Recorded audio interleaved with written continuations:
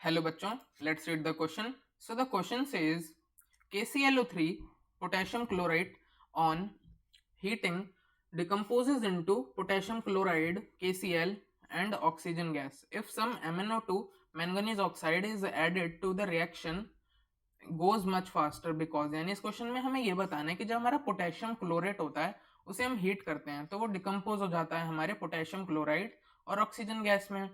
पर जब हम उसमें हम MnO2 डाल देते हैं, मैंगनीज ऑक्साइड, तो हमारा रिएक्शन बहुत फास्ट रेट पे होता है. तो हमें इस क्वेश्चन में ये बताना है कि MnO2 हमारा ऐसा क्या करता है जिससे रिएक्शन फास्ट हो जाता है. तो आओ देखते हैं.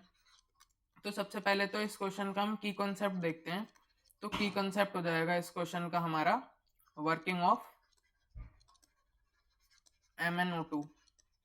ये हमारा MnO2 की वर्किंग देख रहे हैं. तो हमारा जब KClO3 होता है, पोटेशियम क्लोरेट, लेटर से हमने पोटेशियम क्लोरेट ले लिया, इसको जब हम हीट करते हैं तो ये डिकम्पोज हो जाता है फर्दर KCl और ऑक्सीजन गैस में हमारा.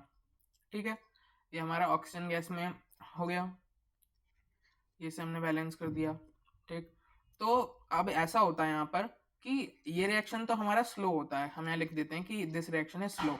पर जब हम पर्टिकुलरली इस रिएक्शन में अगर हमने MnO2 डाल दिया, हमने MnO2 इस रिएक्शन में इंट्रोड्यूस करा दिया, तो हमारा ये रिएक्शन बहुत फास्ट हो जाता है. It goes super fast. ऐसा क्यों होता है? तो हमें एक चीज याद आ रही होगी, जो कैटलिस्ट्स होते हैं हमारे, वो रिएक्शन को फास्ट कर देते हैं एक्टिवेशन एनर्जी डिक्रीज करा के. तो MnO2 यहाँ पर ये करता है कि इट डिक्रीजेज,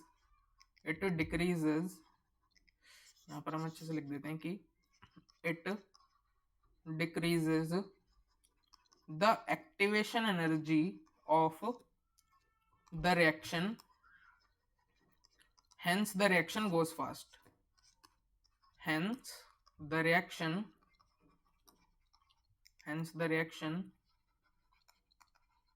goes fast. ठीक है, तो ये हो जाएगा इस क्वेश्चन का हमारा अच्छा सही से एक्सप्लेनेशन. ठीक है, तो यानी क्या हो गया, ये इसका मतलब हो गया हमारा जो MnO2 था वो इस रिएक्शन में कैटालिस्ट की तरह काम कर रहा है. ठीक है, तो ये हो जाएगा हमारा करेक्ट आंसर. तो ऑप्शन डी में हम देख सकते हैं कि वहां बोल रहा है कि MnO2 एक्ट एज कैटलिस्ट. तो option D will be the correct answer to this problem. I hope you understood it well. Best of luck.